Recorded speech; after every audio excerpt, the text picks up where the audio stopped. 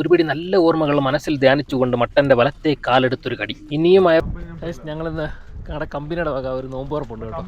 അപ്പോൾ നോമ്പ് ഉറക്കാനായിട്ട് പോവാം. നമ്മൾ എത്തിയത് താമസിച്ച് വന്നാലെന്തോ നമ്മൾ കഴിക്കാൻ നേരത്തെ ഇരുന്നില്ലേ. അപ്പോൾ നമ്മുടെ കാണാമറയത്തിൽ നിന്ന് ചങ്കുകളെല്ലാം ഇവിടെ എത്തിയിട്ടുണ്ട് ഇന്ന് പരിപാടിക്ക്. അപ്പോൾ നമ്മുടെ പോലുള്ളവരുടെ ജോലിയുടെ ഒരു കുഴപ്പം എന്താണെന്ന് വെച്ച് കഴിഞ്ഞാൽ വർഷത്തിൽ 1-2 തവണ മാത്രമേ ഞങ്ങൾക്ക് ഈ കൂടിച്ചേരലുള്ളൂ.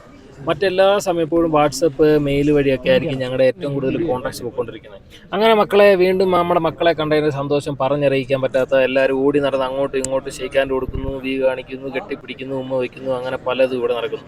ഇവിടെ പരിപാടി നടക്കുന്നതുകൊണ്ട് ഞങ്ങൾ ഉള്ളിൽ ഒതുക്കി ചാടി പിടിച്ച് ഓരോ കസേര കയറി ഇരിപ്പുണ്ട്.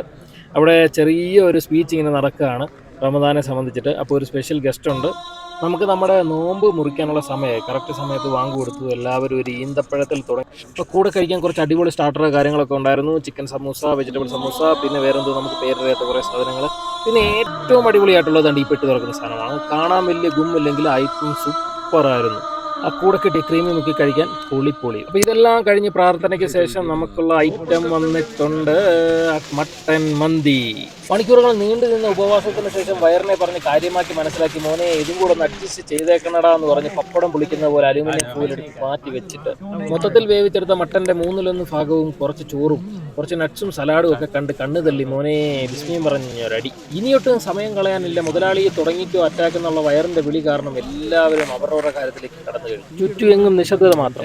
ആ നിശബ്ദതയെ പോലും നടുവേ പുലർത്തിക്കൊണ്ട് പപ്പടം പൊടിക്കുന്ന സൗണ്ടോടുകൂടി ചുരുട്ടിയെറിയപ്പെടുന്ന അലൂമിനിയം ഫോയിലുകളുടെ സൗണ്ടുകൾ മാത്രം.